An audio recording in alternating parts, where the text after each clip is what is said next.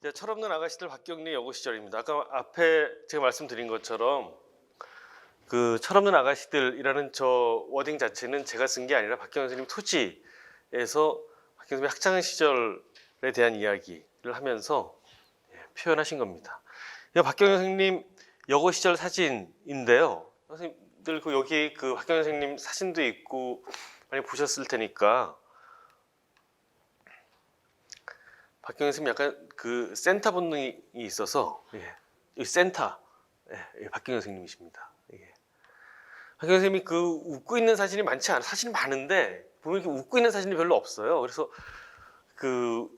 이 사진은 그래도 이렇게 약간 이렇게 미소 짓고 있는 사진이어서 제 좋아하는 사진입니다. 이 사진만 보면 이게 일제 강점기인지 모르겠죠. 그냥 여고생들이 소풍 와서 찍은 사진처럼 보이잖아요. 그렇죠? 철없는 아가씨들. 자, 어떤 대목에서 이 철없는 아가씨들이라는 표현이 나왔는지 한번 볼게요. 토지 오부 5편 1장에 나오는 대목인데요. 제가 빠르게 읽어보겠습니다.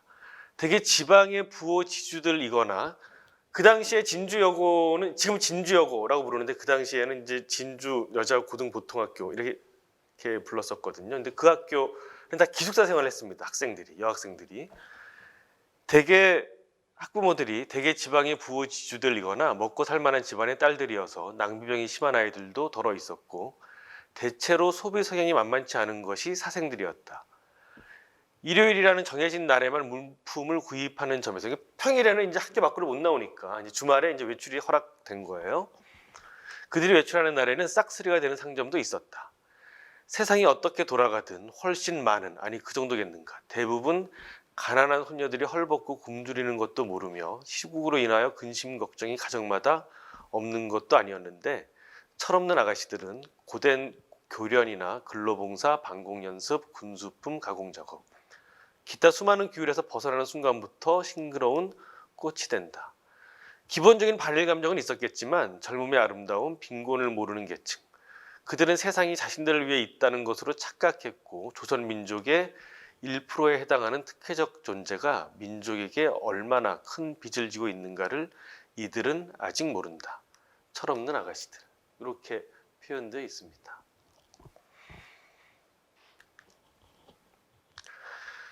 자, 우리가 박경리 선생님이 통영이 고향이고 원주에서 돌아가셨는데 선생님의 일생을 쭉 따라가 보면 박경리라는 작가는 그야말로 뭐 토지라는 작품도 쓰고 늘 이렇게 어디에 토지라는 작품도 농경문화를 기본적으로 하니까 작가도 그러지 않았을까라고 상상하기 쉽지만 사실 따져보면 박경리 선생님은 통영에서 나셔서 진주에서 학창생활 하시고요. 신혼살림은 인천에서 하시고 서울에서 직장생활도 하시고 그러다가 황해도에서 이제 교편을 잡습니다.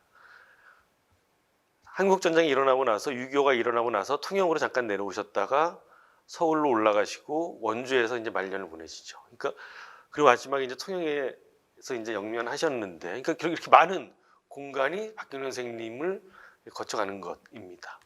그래서 사실은 통영이 고향이지만 박경리 선생님이 제일 오래 사셨던 곳은 원주입니다. 강원도 원주고요. 그리고 통영에서도 사실 보면 태어나서 중학교까지예요. 통영에. 그리고 고등학교는 진주에서 기숙사 생활을 했으니까. 그리고 졸업하던 그 해에 결혼해서 이제 서울로 올라오니까 통영에 있었던 시간은 별로 많지 않습니다.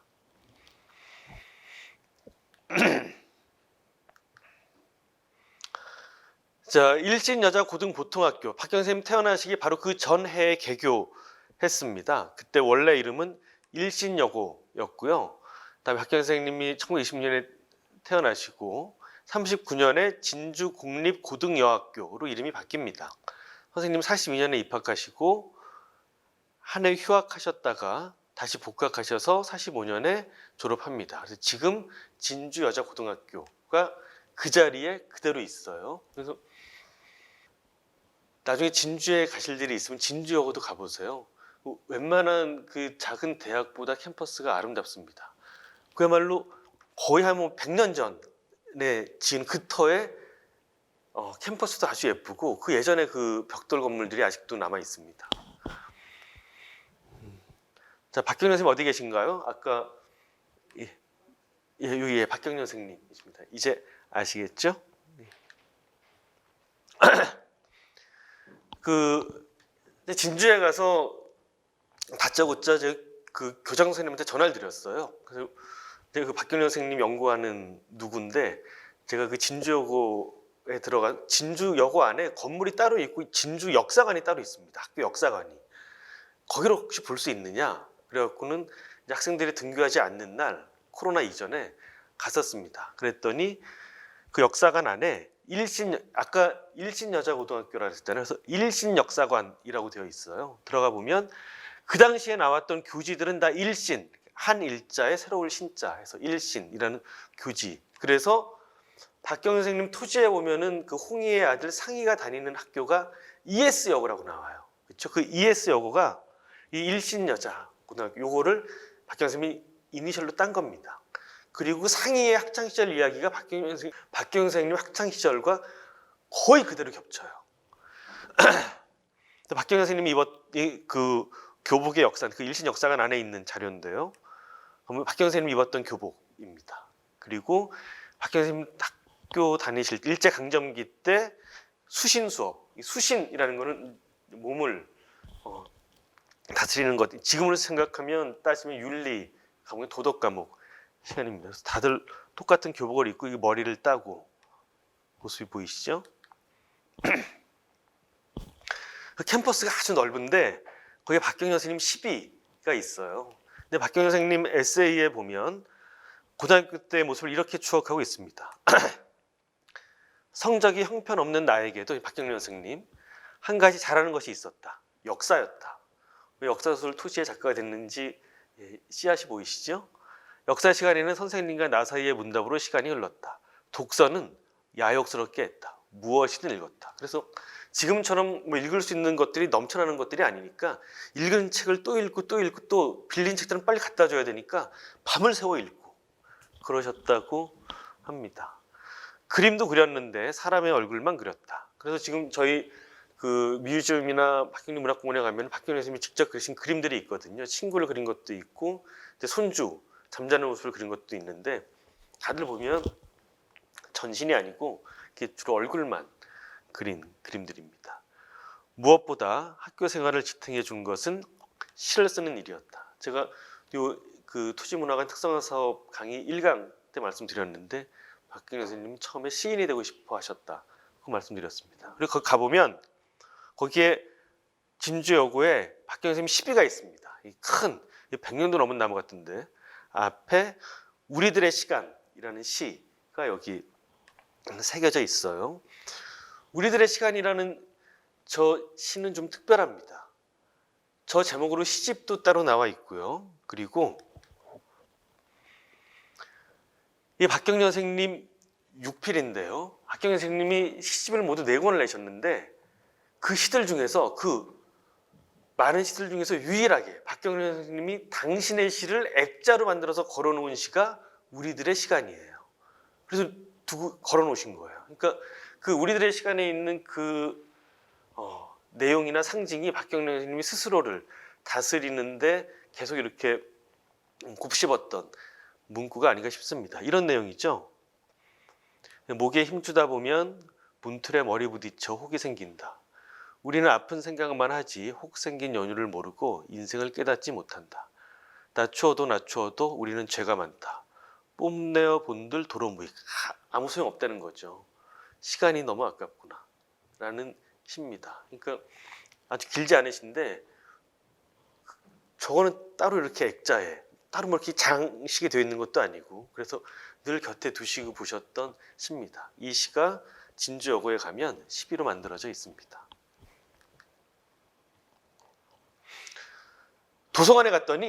진주여고 도서관에 갔더니 박경리 동문 기념문고가 따로 코너가 마련되어 있더라고요. 그래서 저는 저걸 보고 2가지 생각이 들었어요. 이야, 이 친구들이, 이 학생들이 박경련 선생님을 이렇게 계속 기억하고 추억할 수 있는 공간을 만들어 놨구나, 학교에서도. 그리고 또 하나 부러웠던 건 저는 늘 이렇게 어디 가서 강의해도 그냥 박경리가 이렇게 얘기하기가 되게 주저스럽거든요. 살아계실 때도 늘 뵙고 인사드리고 했었는데 어떻게 제가 박경리 이렇게 할 수 있겠습니까? 그래서 늘 선생님 하는데 여기 보면 박경리 동문 기념문고 이렇게 되어 있습니다. 거의 동급인 거예요. 우리 동문 선배야 이런 느낌이어서 조금 부럽기도 하고 이 친구들이 박경리라는 작가를 어떤 식으로 이들에게 기억되고 있는지에 대해서 부럽기도 하고 좀 낯설기도 하고 그랬습니다. 이게 박경리 선생님 학교 다니실 때의 교문 모습입니다. 여기는 박경리 선생님이 없습니다.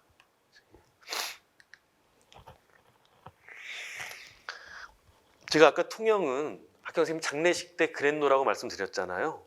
진주는 이제 원주에서 노제를 지내고 진주에 먼저 들렀어요. 그리고 통영으로 갔거든요. 근데 저는 울지 않았습니다. 그리고 제가 그 아산병원에서 박경리 선생님 그 장례 사무제 지낼 때 앞에서 이렇게 부의금도 받고 뭐 이렇게 음식도 나르고 뭐 이런 일을 했는데 그때도 저는 울지 않았어요. 진주하고 가서 울었어요. 얘네들이 울더라고요.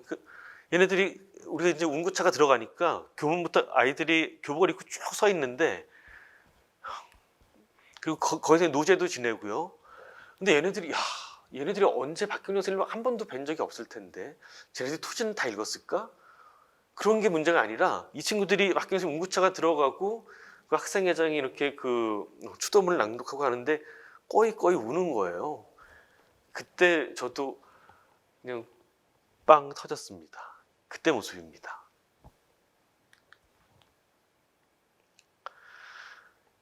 이건 박경리 선생님 그 진주하고 다니실 때 모습이에요.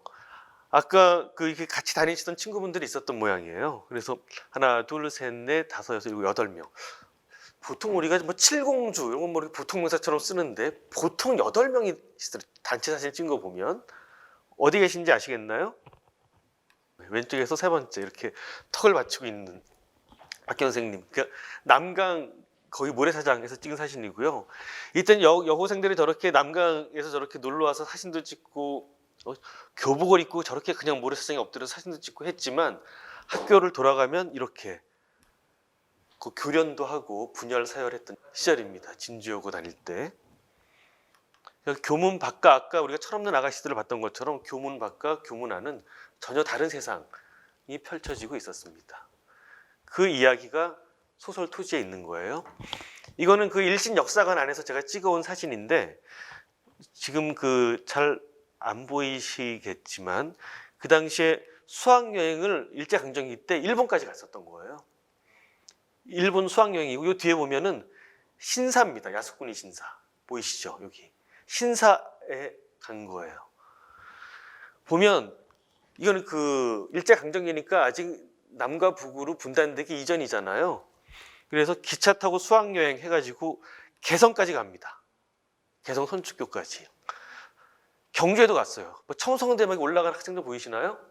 이렇게 그야말로 와 이게 진짜 일제강점기 때 수학여행 여고생들의 모습이란 말이야. 그야말로 철없는 아가씨들과 같은 이런 일제강점기 때의 사진 기록들이 진주여고 일신역사관 안에 가면 있습니다. 그러면 이런 이야기들이 어디 들어가 있느냐?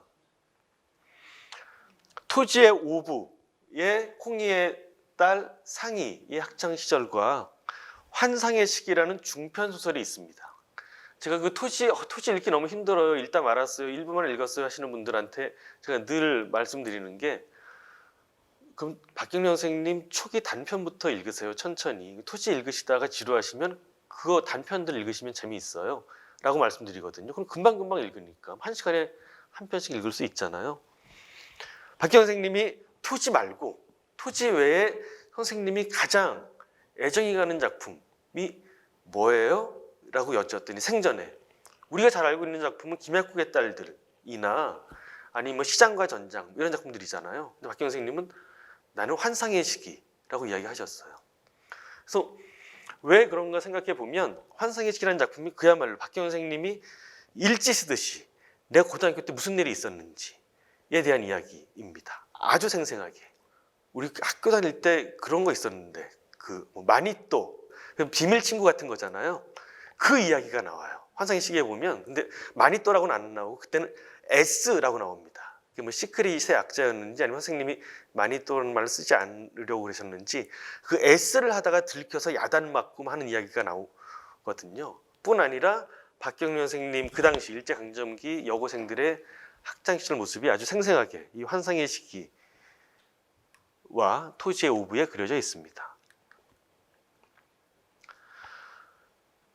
그러면서 이제 그 학창시절의 모습을 그냥 그대로 그리고 있는 게 아니라 결국은 반생명으로서의 일본, 그 이야기를 하는 게 아까 교실 안의 풍경과 교실 밖의 풍경이 철저하게 대비되고 있다고 말씀드렸잖아요. 그러니까 생명과 반생명, 그 당시 조선, 한국이 가지고 있는 문화와 거기에 대비되는 일본 문명의 대비를 이 작품 속에서 보여주고 있습니다. 자, 환상의 시기는 일제강점기 사춘기 소녀의 성장소설처럼 보입니다. 그리고 거기에 주인공은 미니라는 주인공, 이민희라는 주인공이 등장하고요. 토지 오브에는 홍희의 딸 이상의가 등장하는데 ES 여고로 아까 말씀드린 일신여고 학창시절 모습이 등장합니다. 요컨대 작품 속에서 미니와 상희를 중심으로 펼쳐지는 여고생들의 기숙사 생활, 교실에서의 풍경, 일본인 교사와의 대립, 신사참배, 군사훈련, 근로봉사 등의 에피소드들이 상당히 구체성을 가지고 디테일하게 묘사되어 있습니다. 그야말로 우리가 50년대 단편소설들 이야기할 때 사적 체험의 객관화, 사적 체험이 어떻게 보편성을 획득하고 있는지를 보여주고 있는 장면들이 이 환상의 시기와 토지의 여고 시절의 모습을 보면서 우리가 확인할 수 있습니다.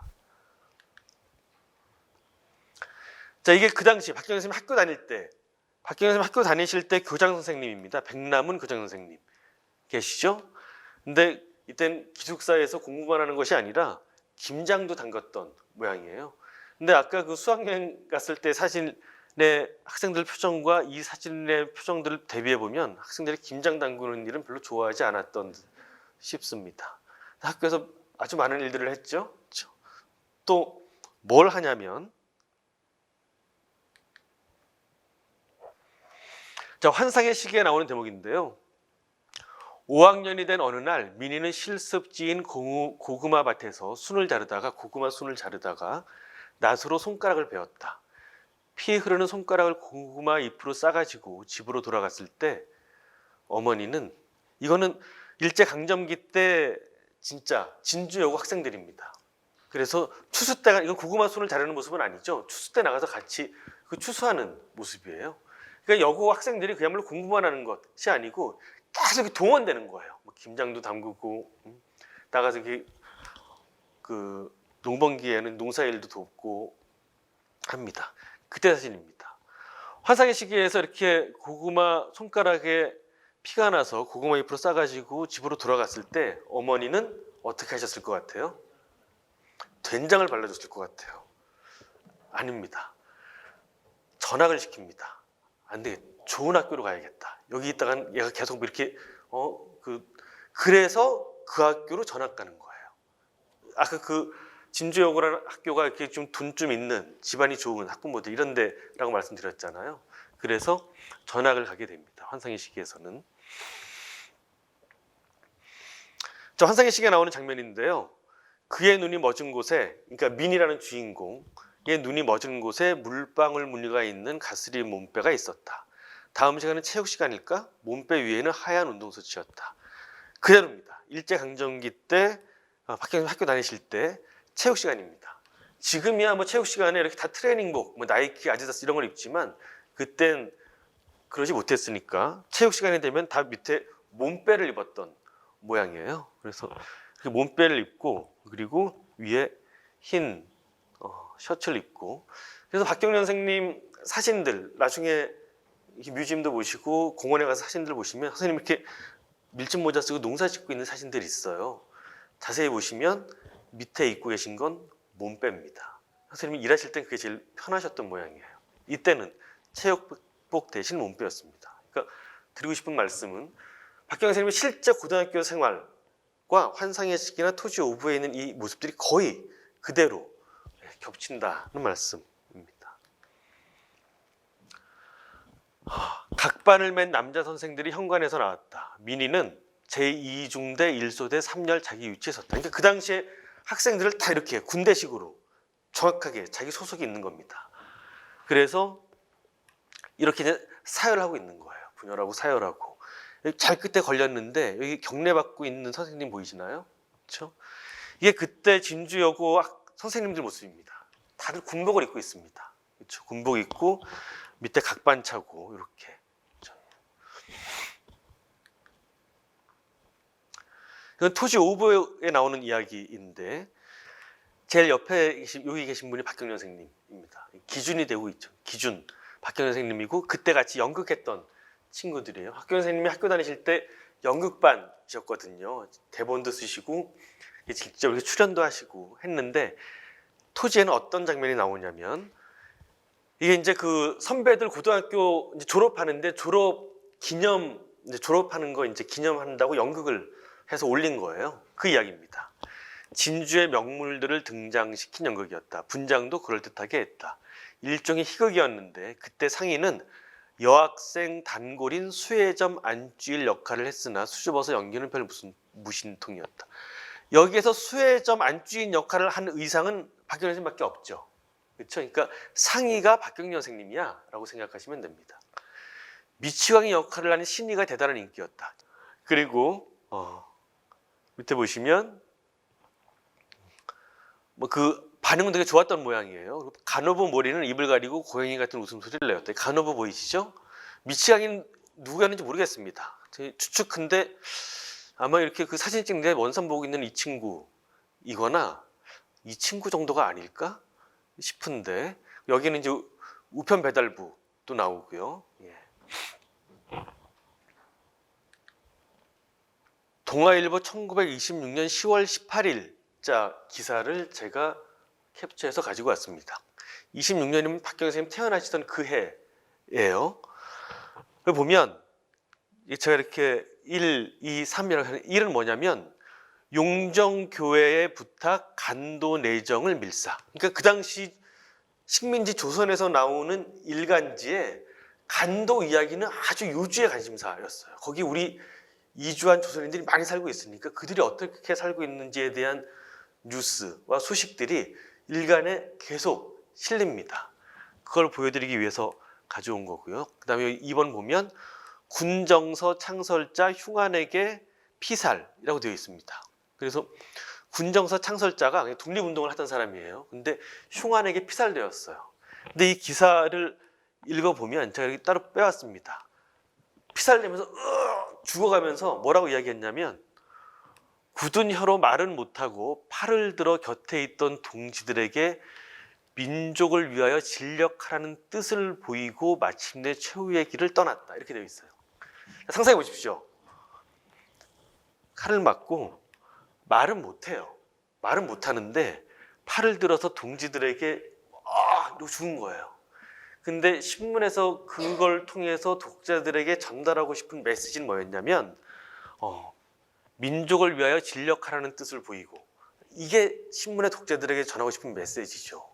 그야말로 지금 피살돼서 죽어가는 사람이 야 빨리 앰뷸런스를 불러 라고 이야기했을지라도 신문에서는 그렇게 해석하고 싶지 않은 겁니다. 토지에는 이 중에 어떤 게 묘사되어 있냐면 요 맨 밑에 있는 진주 1인 원로가 진주의 일본인 어떤 원로가 권총 자살했다라는 기사가 같이 실려 있는데 같은 면에 이게 토지에 그대로 들어와 있습니다. 아까 본 게 요 기사예요. 진주서 도청을 뺏길 때 외놈 하나가 배 가르고 죽었다면서요? 옛날에는 경남의 도청 수혜지가 진주였습니다. 그런데 저때 부산으로 도청 수혜지가 옮겨지는 거예요. 지금 부산이 그렇게 큰 도시가 됐던 건 그때부터입니다. 일본에서는 볼 때 일본과 좀 더 그 교통이 훨씬 가까운 부산으로 삼는 게 낫죠. 근데 진주 사람들은 이게 그야말로 우리 고장이 어떤 고장인데 역사적으로 우리가 어떤 도시인데 이걸 부산같이 그런 항구 도시 우리가 뺏긴다고 큰일이 난 겁니다. 그 이야기예요. 그래서 근데 일본 놈 하나가 배를 가르고 죽었대요. 진주가 도청에 이전한다고. 그랬더니 건방지고 주제넘은 짓이지, 죽어도 조선 놈이 죽지 왜 놈이 왜 죽어? 지 땅인가? 지 고향이 건데 무슨 상관이 있다고, 미친놈. 이건 홍이 얘기입니다. 홍이. 그러면 죽기는 죽었구마요. 이렇게 얘기하니까 작가 박형렬에서 뭐라고 얘기하냐면, 일본인 이시이 다케아케, 석정고효인데 이시이 다케아케를 두고 한 말이 모양이다. 아름다운 고도 진주를 사랑했다는 사내. 그러니까 그 당시에는 이런 소문이 퍼진 겁니다. 일본인임에도 불구하고 진주라는 도시를 너무너무 이 고도 진주를 너무너무 사랑했는데, 그 경남의 헤게모니가 부산으로 넘어가니까 진주를 너무 사랑한 나머지 권총 자살한 거야 라는 걸 박경영 선생님이 그대로 받아들이신 거예요. 그래서 아름다운 고도 진주를 사랑했다는 사내라고 지문은 이렇게 되어 있지만 홍의의 이야기는 미친놈 이렇게 되어 있는 겁니다. 그렇지만 진주를 위해서 죽었다면 제법 아닙니까? 뭐 이런 이야기인데, 사실은 그때 이 이시이 다케아케, 그 석정고요라는 이 인물이 역사적인 팩트는 뭐냐면, 진주를 너무너무 사랑했기 때문에 권총 자살한 게 아니라 사업가였어요. 그래서 진주 남강 치수 사업의 사업권을 석정고요가 가지고 있었던 겁니다. 그래서 이게 떼돈을 벌 수 있는 건데, 사업을 막 진행하고 있는데 투자도 하고, 그런데 진주에서 부산으로 도청이 넘어가면서 그 사업이 멈춘 거예요. 그래서 자살했다는 게 오히려 역사적인 팩트에는 가깝습니다. 그러니까 홍의가 미친놈, 지가 왜 죽어? 뭐 딴 사연이 있겠지. 이게 좀 더 팩트에 가깝고, 뭐 그 진주라는 도시를 사랑해서 일본인이 권총 자살을 했다는 뭐 낭만적인 이야기는 사실은 그 당시에 떠돌던 풍문이라고 할 수 있습니다. 오히려 진주는, 그 토지 5배 나오는 이야기인데요. 오히려 진주는 상의에 의해서 이렇게 묘사됩니다. 남강에 있는 농계바위를, 외장을 끌어안고 남강에 투신했다는 그 바위 위에 섰을 때 상의는 형용할 수 없는 감동을 받았으며, 그 바로 위에 촉성루 보이시죠? 촉성루 앞에서 진주여고 학생들, 철없는 아가씨들이라고 묘사했던 학생들이 찍은 사진입니다. 이거는 그 당시 일본인들이 얼마나 악랄했냐면, 촉성루 위에다가 진주 신사를 짓는 거예요. 그러니까 깔아뭉개는 거죠. 예전에 이 조선의 전기를 다 하려고 산마다 다 이렇게 말뚝을 박았다, 뭐 이런 이야기도 있었잖아요. 그런 것처럼 이 촉성루 위에다가 진주 신사를 지어놓은 겁니다. 해방되고 나서 제일 먼저 부서진 게 이 진주 신사입니다.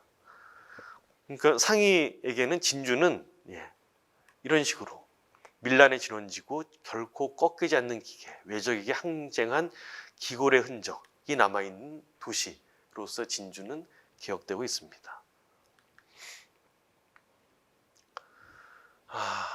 결국 이 진주에서 환상의 시기나 토지에서 보여주는 역사 이야기는 결국은 단순히 그냥 그 진주여고 일제강점기 때 그 여고생들의 철없는 아가씨들의 모습이야 라고 치부할 수 있는 것이 아니라, 개인적인 체험, 작가의 개인적인 체험과 객관적 거리를 세밀한 관찰의 결과 묘사할 수 있었던 것이고, 그것은 반생명적인 일상과 문화에 대한 어떤 생생한 증언으로 읽힙니다. 우리가 일제강점기니까 여고생들도, 그 당시에 식민지 소년들은 모두가 다 앞서 나가 싸워야 돼. 그랬으면 좋겠어. 사실 그랬으면 좋겠지만, 그렇게 마땅히 모두가 그러해야 한다는 생각은 판타지이거나 폭력에 가깝죠. 두 작품에서 환상의 시기와 토지에서 그려지고 있는 일제강점기 하에 균일화할 수 없는 여학생들의 일상, 그리고 멘탈리티는 어떤 다른 작품들에서는 우리가 찾아보기 힘든 아주 소중한 문학적 보고라고 할 수 있습니다. 이러한 서술은 단순히 일제치하에서 반일 아니면 다 친일이야가 아니라, 그 안에서 아까 우리가 읽어본 것처럼 일제에 대한 반일 감정, 저항 심리는 있지만, 또 주말이 되면 나와서 깔깔거리고 친구들이랑 쇼핑도 다니고 했었던 그 당시 진짜 여고생들의 그 일상과 멘탈리티를 보여줄 수 있는 생생한 리얼리티가 그 작품 속에 녹아 있다라고 말씀드릴 수 있습니다.